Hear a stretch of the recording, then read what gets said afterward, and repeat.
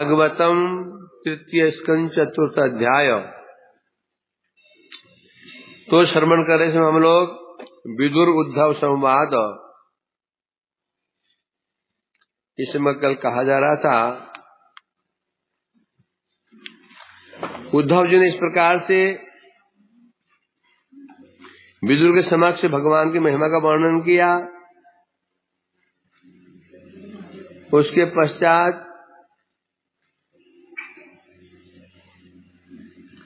वो कल कह रहे उन्होंने कहा था विदुर जी, फिर मैं भगवान से प्रश्न पूछा, प्रभु कृपा करके आप मुझे स्विषय ज्ञान प्रदान कीजिए जिससे मैं ये जो वृजनम जो दुख है उसे मुक्त हो सकूं। दुख मतलब क्या?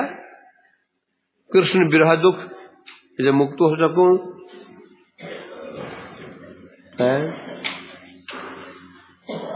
ये कोई कहा था उन्होंने। इसके पश्चात से तत्पश्चात अब मैं भगवान के दर्शन जनित आनंद, वियोग जनित विरह, इसे युक्त होकर के अब मैं बद्री का आश्रम जाऊंगा, जो भगवान का अति प्रिय स्थान है, बद्री का आश्रम। एक हो चुका था ना। कारण क्या है? सिखाने ही गमने जन भगवान उपदेश को रिएक्शन, क्योंकि भगवान उद्धव जी कह रहे हैं क्योंकि भगवान ने मुझे बद्री का आश्रम जाने का ही आदेश दिया था। यत्र नारायणो देवो नरस्त भगवान ऋषि मृदु तीव्रम तपो दीर्घम ते पाते लोक भावनो। तुम लोग कैसे है भाई दूर से? गाड़ी से आए? Very good, very good. नहीं, क्यों गाड़ी में आए ना? बाइक में तो है तो वेरी गुड है। तो सर्दी में आदमी सोचता है बिस्तर में बैठ जाओ, घुस कर रजाई उड़ करके, रजाई उड़ कर। तुम पक्के ब्रह्मचारी बनोगे आगे जन्म में। चाइना दी तो पक्की ब्रह्मचारी बनेगी। ब्रह्मचारी देखो ना, क्या कर रहे हैं, जो हम कर रहे हैं बनने वाले हैं। कैसे ब्रह्मचारी बनेंगे? ब्रह्मचारी जैसे निष्ठा नियम मठ के नियम पालन कर रहे हैं, 100% चांस इनके हैं। और तुम्हारे गृहस्थ बनने के लक्षण है सबके। तुम्हें कई लोगों गृहस्थ बनने के लक्षण है, गृहस्थ बन गया और कहा भाग्यशाली है लोग। कौन गायब हो गया?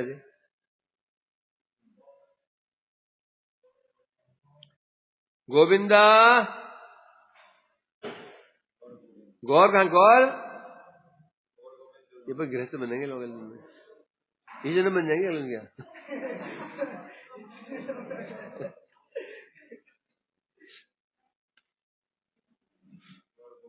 Very good. समझा कि नहीं? जैसा हम करेंगे वैसे ही पाओगे। समझे कि नहीं समझे? सारा अगला जन्म हमें डिपेंड करता है इस जन्म में हम क्या कर रहे हैं। जैसे ऐसे नियम पालन करोगे तो वैसे वही बनोगे ना। इसलिए चेष्टा करो, नियम पालन करो, मठ को नियम पालन करो तो ब्रह्मचारी बनोगे, नहीं तो नहीं बनोगे। वैसे बन जाओगे फिर रोगे, पत्नी बच्चे मिलेंगे घर में और भजन करने इच्छा होगी, कर नहीं पाओगे। तुम सोचो हम गृहस्थ ब्रह्मचारी हैं, क्या है नवल? हम गृहस्थ ब्रह्मचारी हैं, क्या है? बोला मठ में ही है, वो भी हमारे मठ के भाग वहां पर है, भाई यहाँ पर है कि जैसे मैं बाहर बिल्डिंग में रहता हूँ, ऐसे मानो, अभिमान करो हम मठवासी हैं। समझेंगे नहीं? तो भाव त्यजंत कलेवरम, यंग भाव अपनी त्यजंत कलेवरम। जी भावना से मरोगे जन्म वैसे आएगा। अब गृहस्थ मानो ही नहीं, क्या मानो? हम मठवासी ब्रह्मचारी हैं, तब होगा। तब फिर तुम ब्रह्मचारी बनोगे, तब तुमको अवसर मिलेगा भजन साधन करने, क्योंकि गृहस्थ के पास भजन साधन का समय नहीं है। लाख चेष्टा करे नहीं होगा। क्यों नहीं होगा? 24 घंटा भजन नहीं कर, 24 घंटा भजन करना हो तो केवल ब्रह्मचारी कर सकता है 24 घंटा। अब तुम्हारा भजन 24 घंटा हो रहा है, कैसे बोल दो? मठवासी का 24 घंटा भजन, 24 घंटा ठाकुर जी के लिए, खाना ठाकुर जी के लिए, हगना ठाकुर जी के लिए, सोना ठाकुर जी के लिए, सब ठाकुर जी का हो रहा है। मानो या ना मानो, मानो या ना मानो। जब गृहस्थ चाहे लाख कर ले, कितनी जगह नहीं हो पाएगा, कुछ समय परिस्थिति ऐसी है ना, इसलिए स्टार्टिंग यहीं से होगी। अब बोलेंगे क्या गृहस्थ नहीं हो सकते क्या? देखो हो सकता, कैसे हो दिखा दो। श्रीवास पंडित श्रीवास जी का नहीं हुआ था क्या? लो। जनक जी का नहीं हुआ था क्या? लो। नहीं, स्टार्टिंग यहीं से होगी। तो इसलिए कह रहे हैं यहां पर, यत्र नारायणो देवो नरस भगवान ऋषि मृदु तीव्रम तपो दीर्घम ते पाते लोक भावनो। यत्र नारायणो देवो नरस भगवान ऋषि, जहां पर जिस बद्री का आश्रम में तपो दीर्घम ते पाते, नारायण और नर दो ऋषि, नर नारायण ऋषि हैं, क्या कर रहे हैं? तपस्या कर रहे हैं। कैसे तपस्या कर रहे हैं? लोक भावनो, लोकानुग्रह को, लोक अनुग्रह को, लोग ऐसे तपस्या कर रहे हैं जिससे लोगों का कल्याण होगा। मोस्टली तपस्या होती है, ये तपस्या स्वार्थ होता है। तो तपस्या करते हैं अपने स्वार्थ के लिए करते हैं, उसमें लोगों का किसी और का कल्याण नहीं होता। तपस्या क्यों करते व्यक्ति? कुछ सिद्धि प्राप्त करने के लिए, शक्ति प्राप्त करने के लिए काम करते, तपस्या करते हैं। परंतु ये जो ऋषि तपस्या कर रहे हैं, कैसी? लोक भावनो, लोक अनुग्रह को, लोगों का कल्याण करने तपस्या कर रहे हैं। और तपस्या कैसी तपस्या कर रहे हैं? दीर्घम, कितना दीर्घ काल? आकल्पांत, कल्प तक, कल्प अंत तक, कल्प के अंत तक तपस्या चलेगी, कल्प के अंत तक तपस्या चलेगी। इसलिए में तपस्या कर रहे हैं। इनकी आयु इतनी होगी क्या? हाँ, इनकी आयु कितनी होती है? ब्रह्मा के समान ही होती है। जो जैसे ऋषि लोग हैं, आयु कितनी है इनकी? ब्रह्मा के समान आयु इनकी। कल्पांत तपस्या करेंगे। और तपस्या कैसी है? लोक भावनो, लोक कल्याण जनक, लोक कल्याणकारी तपस्या है। अर्थात और तपस्या कैसी है? मृदु तीव्रम है, इन्हें कहा जा रहा है। मृदु मने प्रपुद्रव शून्य, मृदु है तीव्र है। तो दोनों कैसे होते? मृदु तीव्र कैसे हो सकता है? मृदु मतलब क्या अर्थ बता रहे हैं यहां पर? परो उपद्रव शून्य, अर्थात जिस तपस्या से किसी का भी उपद्रव नहीं होगा, किसी की हानि बिल्कुल नहीं होगी, बल्कि लोक भावनो, लोक कल्याण होगा। और तपस्या कैसी है? तीव्रम। क्या क्या विशेषण दिए हैं तपस्या को? नंबर 1 तपस्या कैसी? लोक भावनो। नंबर 2 दीर्घम। नंबर 3 तीव्रम। नंबर 4 मृदु। इन तपस्या को 4 विशेषण दिए गए हैं। पहले मृदु, मृदु मतलब आप क्या? विरोध है, शाब्दिक अर्थ करने विरोध हो जाएगा। मृदु में होता है बहुत कोमल कोमल, तीव्र में होता है बहुत तेज, दोनों विरोध हो गया। मृदु और तीव्र का विरोध है, परंतु मृदु का अर्थ वो अर्थ नहीं है। मृदु का अर्थ होता है कोमल। जैसे एक व्यक्ति को, जिस व्यक्ति हृदय बड़ा को है ना, कोमल होता है, वो किसी को हानि पहुंचा ही नहीं सकता है। यशमान द्विजते लोको लोकान द्विजते चयो, है ना? क्या? समारंभ परितागी स्थित धीर्मुनि उच्चते, ऐसे कुछ लोग हैं। जिससे लोग उद्विग्न नहीं होते और स्वयं उद्विग्न नहीं होता। क्रिया की प्रतिक्रिया है, फिर सीधा सीधा तात्पर्य है। यदि मुझसे किसी को उद्वेग मिलेगा, उससे भी उद्वेग मेरे को मिलेगा। समझे कि नहीं? ये मुझसे जो कष्ट प्राप्त होता है तो फिर मुझे भी उसे कष्ट प्राप्त होना अवश्यंभावी। ऐसे बता कितना कह रहे हैं, जिससे लोगों को उद्वेग नहीं होता और वह स्वयं किसी उद्विग्न नहीं होता। कौन होता है वो? मृदु स्वभाव, जो व्यक्ति जिसका हृदय बड़ा कोमल हृदय होता है, किसी का अपकार करेगा नहीं। जब वो नहीं करेगा, वो जिससे अपकार नहीं करेगा तो कोई उसका अपकार भी नहीं करेगा। शुरुआत हमसे करनी होगी। समझे कि नहीं? हमारे को शत्रु ना बने, हमारे को अपकार ना करे, शुरुआत हम हमारी ओर से होगी। हम सोचते हैं वहां शुरुआत होगी। ये तो हम ऐसे बन गए, सामने वाला भी वैसा बन जाए। इसलिए कह रहे हैं यहाँ पर, तो ऐसी तपस्या कर रहे थे वो। तीव्र का अर्थ क्या है? दुष्चरम।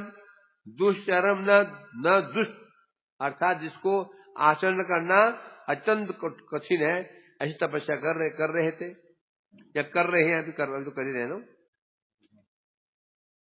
टीका में कह रहे हैं, शेखाने तहार अंश स्वरूप नारायण अवस्थान को रहते चैन।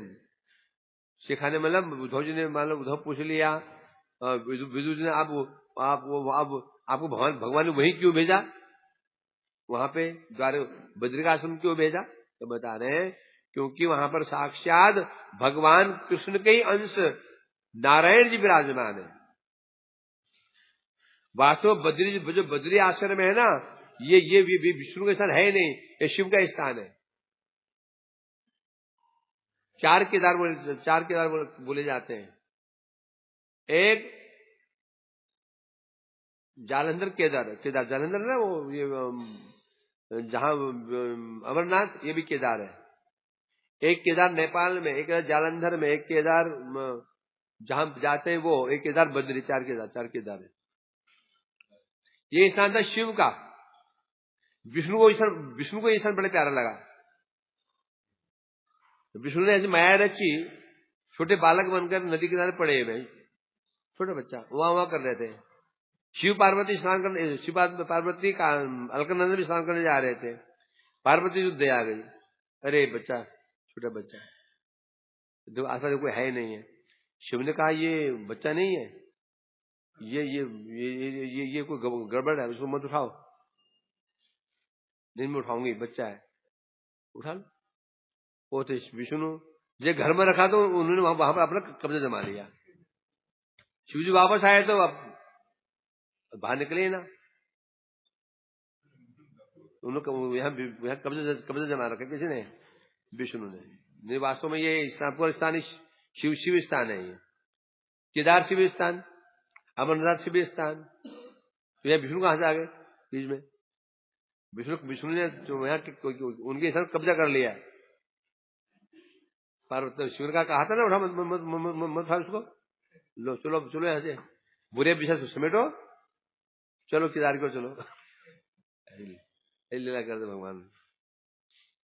तो ये बद्री का आश्रम है। तो यहां पर नारायण और नर, दो भगवान का अवतार है, नर और नारायण। पिता धर्म, माता मूर्ति। धर्म मूर्ति की संतान को दो संतानें उत्पन्न हुई हैं, नर और नारायण। तो कहते हैं ये दोनों का अवतार किस लिए हुआ है जगत में? उद्देश्य क्या था? क्या प्रचार करना है? तपस्या का प्रचार करना है। इन्होंने तपस्या किया इन्होंने। तो इसलिए कह रहे हैं यहां पर, एक दैत्य था सहस्र कवच, बड़ा ही उपद्रवी था, अजय था, अजय। ब्रह्मा की तपस्या की। ब्रह्मा जी ने पूछा क्या चाहिए? बोला मुझे एक सहस्र कवच चाहिए, एक कुंडल चाहिए। 1000 सहस्र कुंडल, सहस्र कवच मिल गए। फिर क्या मांगो उसने? तो उसने मैं अमर हो जाऊं। तो अमर तो ब्रह्मन के, मैं ही अमर नहीं हूं। तो ऐसे करो, जो मेरा एक कवच कुंडल काटेगा उसकी मृत्यु हो जाएगी। असुर कितने चतुर होते थे। अब युद्ध कर रहा है, एक कवच कुंडल का आदमी, वो मर ही जाएगा आदमी, तो इसे कौन मारेगा? इस प्रकार से अमर ही हो गया था। हिरण्यकश्यप ने न दिन में न रात में न कि महीने में, अंदर न बाहर, आकाश न जमीन, अस्त्र न शस्त्र, मनुष्य, ब्रह्मा की सृष्टि का कोई जीव से ना मरूं, लो, है ना। तो भगवान का अवतार हुआ नर और नारायण के रूप में वध करने के लिए। अब दोनों अब युद्ध करते, नर युद्ध करता है तो नारायण तपस्या करने बैठा, तो वहां पर एक दिन तपस्या शायद 10,000 साल की तपस्या समान होता है। युद्ध करता, युद्ध करते करते करते करते ये तपस्या बैठ जाता, और तपस्या पूरी हो जाती, वो जैसी कवच कुंडल काटता है, ये अपनी अपनी तपस्या का बल वो उसको नर को दे देता। नर मरता नहीं, वो बैठ जाता तपस्या करने के लिए भी। अब नारायण लड़ रहे हैं, वो तो अब तपस्या उसको प्रदान करते। इस प्रकार से बल करते करते करते करते कितने हो गए? 999 कवच कुंडल कट गए। वो समझा अब बचना मुश्किल है। वो भाग के चला गया सूर्य के पास में, और सूर्य ने आश्रय दे दिया। बाबा उसी को सूर्य ने प्रदान किया था देवी कुंती माता को, जब हम कहते हैं कर्ण। पर उन दोनों पीछा नहीं छोड़ा, नर ने पीछा नहीं छोड़ा, तो छोड़ेंगे तो नहीं। दोनों प्रवेश कर दिए, नर प्रविष्ट हुए अर्जुन में, नारायण प्रविष्ट हुए कृष्ण में, फिर मारा उसको, छोड़ेंगे नहीं। तो इसलिए कहते हैं वो बद्री का आश्रम है, भगवान प्रिय स्थान है, जहां नर नारायण नित्य और तपस्या। वहां 2 पर्वत हैं, नर पर्वत और नारायण पर्वत। जो पूरब की ओर है वह नर पर्वत, पश्चिम में नारायण पर्वत। नहीं मिलेंगे तो पल्ले होगी, जिन दोनों पर्वत मिल जाएंगे पल्ला है, तो मिलेगी नहीं हो। इसे बता रहे हैं यहाँ पर, तो वहां तपस्या कर रहे हैं। प्रभु का आदेश वहां जाने का। श्री शुकुवाच इत्युद्धवाद उपाकर्ण स्वेदाम दुसहम वधम ज्ञानेन उपसमयत छत्ता शोकमुत्पतित सुबुध।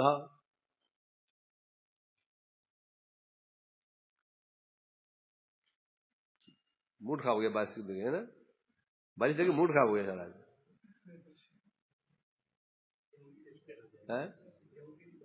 नहीं जो है ना स्लीपर, उनके लिए अच्छा होता है। स्लीपर क्लास है उनके लिए मजा, आराम से खा पी के रहे घुस गए। इति उद्धवाद उपाकर्ण सुविधाम सुदोष बदम।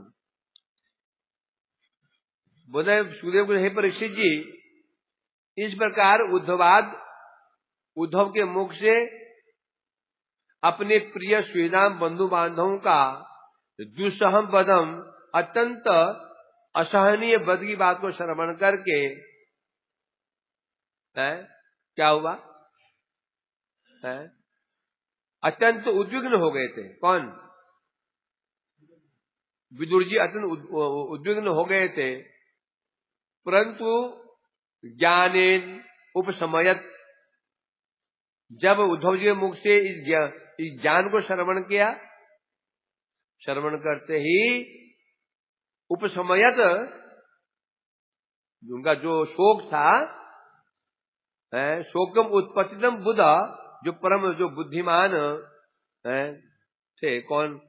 ये उद्धव के मुख से श्रवण करके विदुर का जो शोक था, वह शोक प्रशमित हो गया, कम हो गया। टीका में कह रहे हैं, सुहित गणेर विनाश महाता दुस्सह है ले। वो जो सुहित बंधु बांधव है, कौरव, उनके पुत्र हैं, कोई विदुर के कोई पुत्र हैं, कोई पौत्र हैं, कोई मित्र हैं,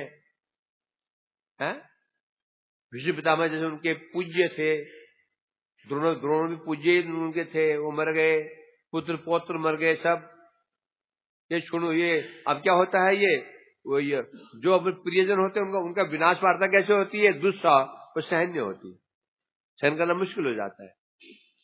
है?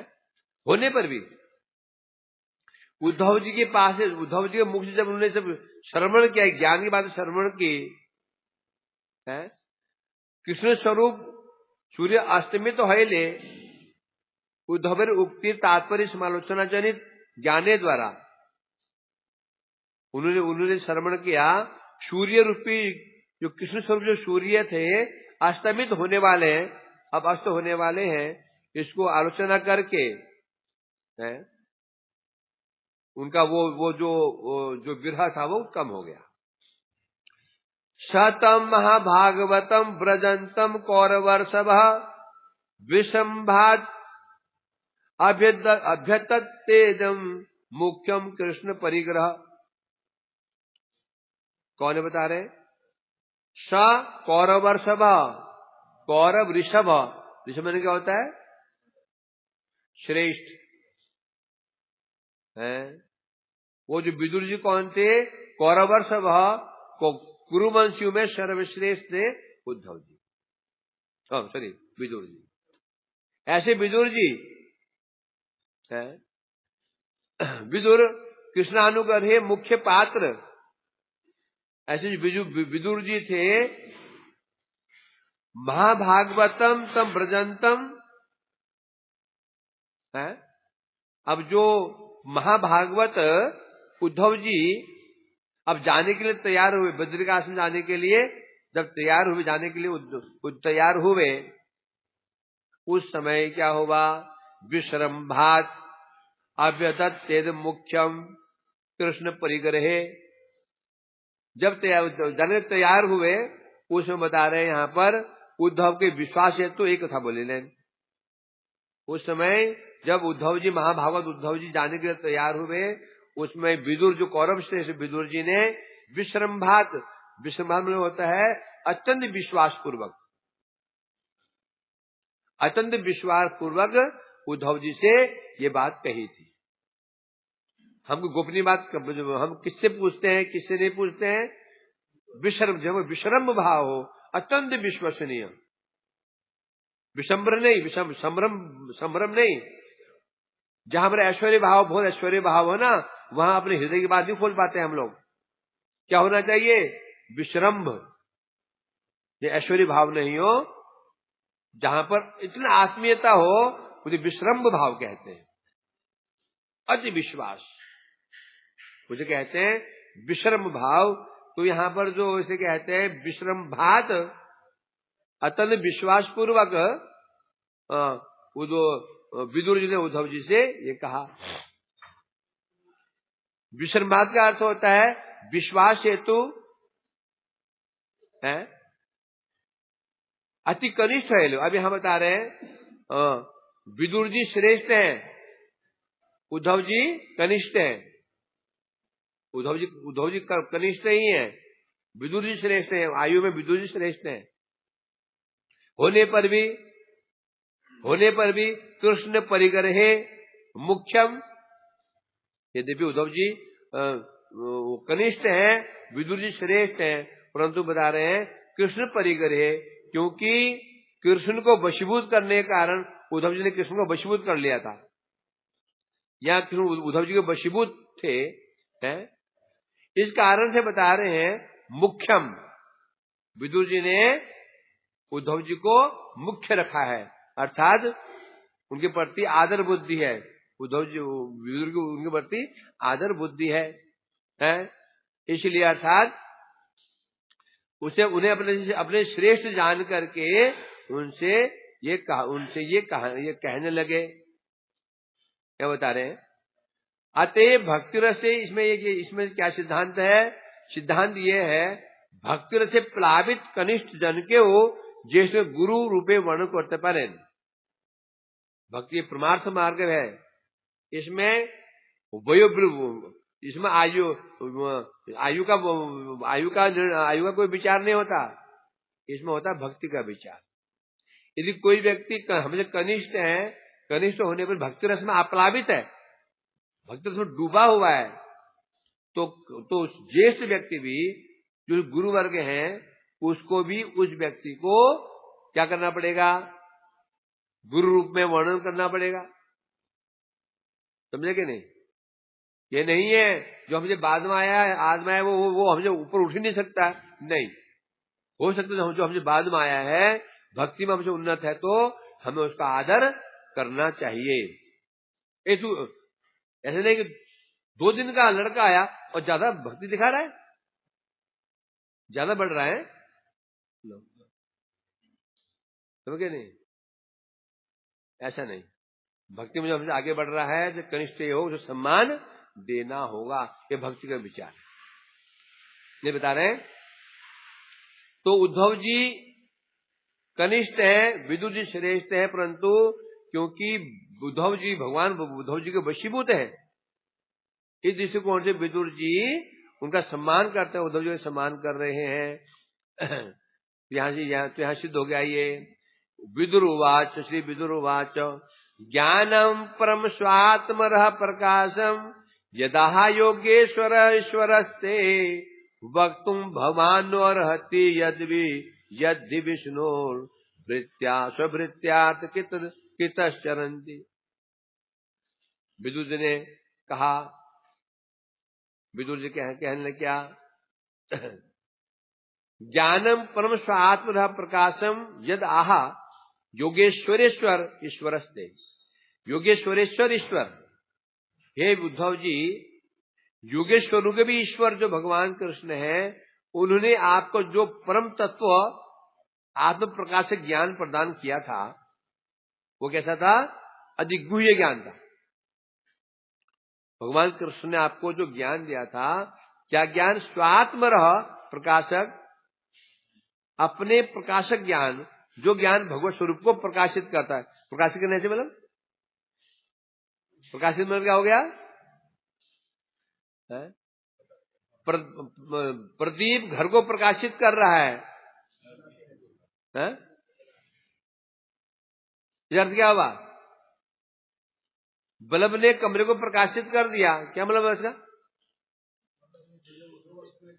अच्छा, सब जो वस्तु जैसी थी वैसे ही कमरे में कहा क्या कुछ था सब एज इट इज दिखा देता है। ये वो कह रहे हैं यहाँ पर, आत्मरह प्रकाशम, अर्थात स्वात्म प्रकाशक जो भगवान ने आपको ज्ञान दिया वो कैसा है?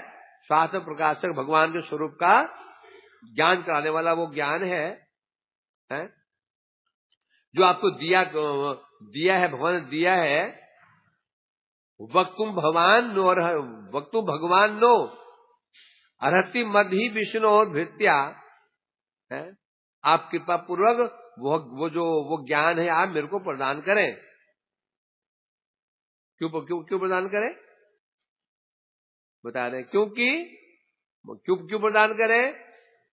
वक्तुम नो अर्हति, अर्थात हमें भगवान वक्तुम नो अर्हति, अर्थात आप योग्य हैं, आपको हमें वो ज्ञान प्रदान करना चाहिए। उद्धव ने पूछा क्यों? उद्धव ने पूछा आपको ज्ञान क्यों मैं प्रदान क्यों करूं? आप अर्हति कहा ना, योग्य है, आपको वो ज्ञान देना चाहिए, ये योग्य है, इस योग्य है। ऐसा हमने क्यों कह दिया? तो बता रहे हैं क्या? यदि ही विष्णु भृत्या, तो भृत्यात् के कृतश्चरन्ति, क्योंकि जेहेतु भगवान के जो विष्णु के जो भृत्य हैं, विष्णु के जो दास हैं, वो क्या करते हैं? वो भगवान के दास होते हैं, वो अपने भृत्यों को, अपने दासों को क्या करते हैं? उनके कल्याण के लिए ही जगत में विचरण करते हैं। उद्धव जी, विदुर जी कह रहे हैं ऐसे उनको जाल में फांस रहे हैं कि विदुर मना न कर पाए। मैं क्यों बोलूं? क्योंकि शास्त्र कहते हैं जो भगवान के भक्त होते हैं, अपने सेवकों के, भगवान के जो भक्त होते हैं, वो अपने आश्रित व्यक्ति के कल्याण के लिए ही उनका आचरण होता है। तो आप भगवान के भक्त हैं, मैं आपका आश्रय में हूं, तो आप इसलिए आप योग्य हैं। मैं सुनने के योग्य हूं, आप बोलने के योग्य हैं। योग्यता दोनों से होनी चाहिए, श्रोता और वक्ता दोनों योग्य होने चाहिए। हैं? अब यहाँ आप योगी क्यों हैं? क्योंकि आप भगवान के दास हैं। मैं योगी क्यों? मैं आपका दास हूं। समझ रहे हो? आनंद क्या समझ रहा है?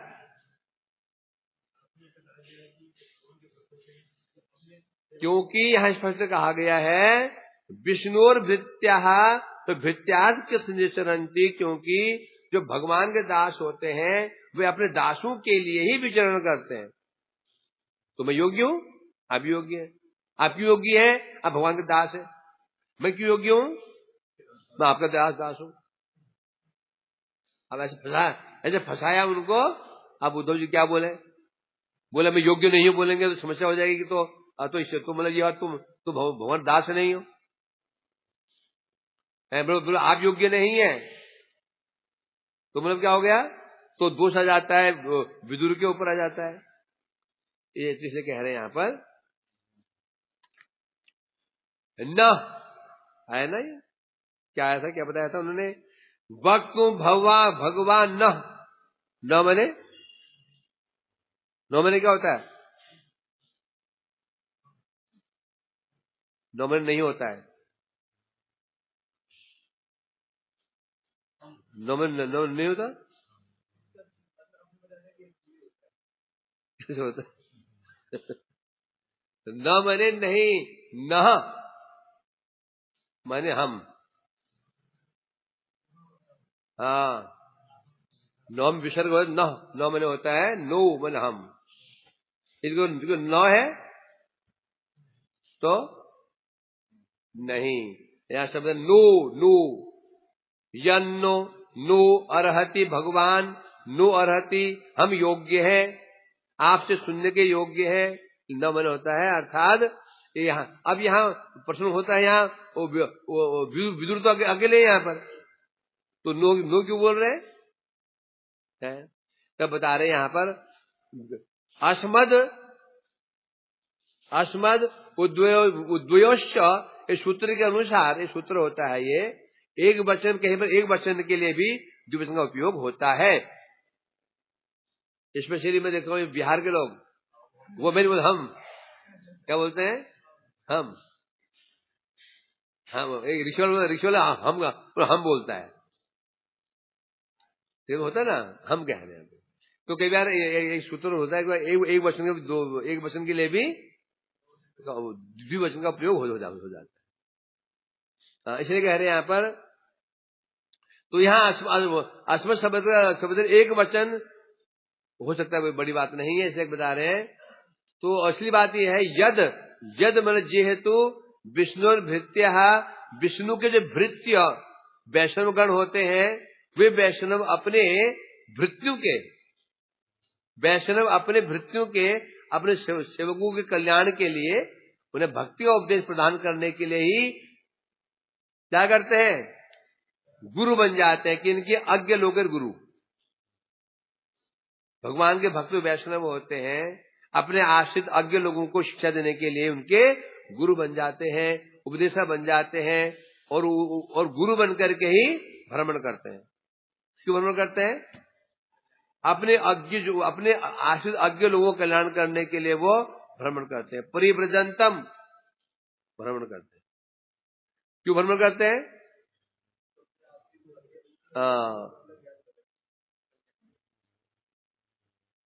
उसमें आया ना नित्य नशक में, नटंतम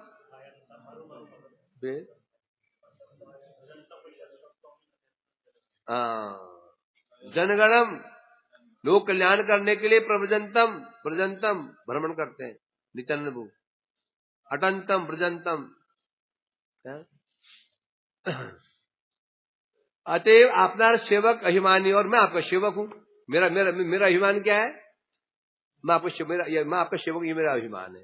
इसलिए जो ज्ञान आपको प्रदान किया भगवान ने, क्योंकि गुरु का क्या कर्तव्य है? अपनी संपत्ति शिष्य को दे दे। अब गुरु की संपत्ति क्या है? कृष्ण प्रेम है। अतः जो आपने श्रवण किया, भगवान श्रवण किया, आप मुझे उपदेश प्रदान करें। श्री उद्धव वाचो, तो बताओ, एक श्लोक के लिए दुनिया ने मान के बच्चे प्रचार करते हैं, इसे टाइम लगता है। सीधा अर्थ था इसका, सीधा अर्थ नहीं था। सीधा अर्थ में क्या समझ, चमत्कार कहां पर है? चमत्कार श्लोक में नहीं होता, चमत्कार शब्द में होता है। श्लोक के जो शब्द होते हैं, रस कहाँ पर है? रस शब्द के अंदर बैठा हुआ है। तुम शब्द खोल दिया, रस की पिटारी खुल गई। शब्द नहीं खुल पाए तो नहीं होगा। और खोलना कौन जाता है इसको? गोस्वामी लोग, समझे क्या नहीं? टीकाओं में। और टीकाएं हर खुल नहीं सकता है। टीकाएं कहाँ हुई? भागवत टीकाएं हुई कहाँ पर है? उसी टीकाएं हुई है। उसमें हमारी जो गोस्वामी की टीकाएं हैं वही प्रसिद्ध हैं, वही खोल पाते हैं। जैसे और की भी टीकाएं हैं, छोटी छोटी टीकाएं हैं, बड़ी अंताक्षरी है। चलो इसको बोल रहा हूँ। श्री उद्धव वाच ननु ते तत्व संराज ऋषि केशोर्वो अंतिके साक्षात भगवता दृष्टो मर्त्यलोकम जिहासतः। उद्धव जी कहने लगे मर्त्यलोकम जिहासतः। क्या मर्त्यलोकम जिहासतः? मर्त्यलोक कहने से मर्त्यलोक की जो भगवान लीला कर रहे थे, अब उस लीला को जिहासता अर्थात अंतर्धान करने की इच्छा हुई। भगवान की जब इच्छा हुई, अब लीला को संगोपन करना होगा। साक्षात भगवान, उस समय भगवान ने ममंती के कैशोरो अंति के अर्थात उस समय भगवान ने मेरे पास मुझसे कहा, मुझे उपदेश प्रदान किया। क्या उपदेश प्रदान किया? उपदिष्ट आदिष्टम, यहां बता रहे हैं यहाँ पर, क्योंकि जब भगवान के जाने की इच्छा हुई, लोग त्याग करने की अभिलाषा हुई, उसे भगवान कृष्ण ने क्या मेरे सामने ही आदिष्ट, अब पहले क्या बताया था? और बताया था भगवान ने मैत्री ऋषि के सामने ही मुझे उपदेश प्रदान किया। अब क्या बता रहे हैं? मेरे सामने ही केशारव कोशारव अर्थात कौन ऋषि है ये? मैत्री ऋषि को उपदेश प्रदान किया था। मेरे सामने ही भगवान ने मैत्री ऋषि को कुछ उपदेश प्रदान किए हैं। तब तत्व संग्राह्य अर्थात वो ऋषि तत्व अर्थात भगवान ने उनको आदेश दे रखा है, हे मैत्रेय, मैं जो मैं तुमको शिक्षा दे रहा हूं, ये आप विदुर को देना। फिर उद्धव जी कह रहे हैं, इस प्रकार से मैं यह कुछ नहीं कर सकता हूं, जो मैत्री ऋषि हैं, इसमें वही आपके आराध्य हैं, वह आप गुरु है, वही आपको ज्ञान प्रदान करेंगे। भगवान ने उनको कह रखा है उपदेश देने को। आमीन नहीं, मैं यहाँ पर तत्व ज्ञान नहीं दे सकता। मैं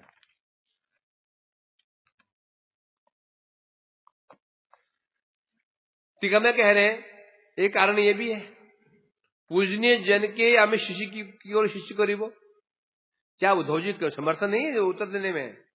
उद्धव जी सोच रहे हैं ये मेरे पूज्य है, विदुर जी मुझे पूज्य है, इनको उपदेश कैसे प्रदान करूं, इन्हें शिष्य कैसे बनाऊं मैं?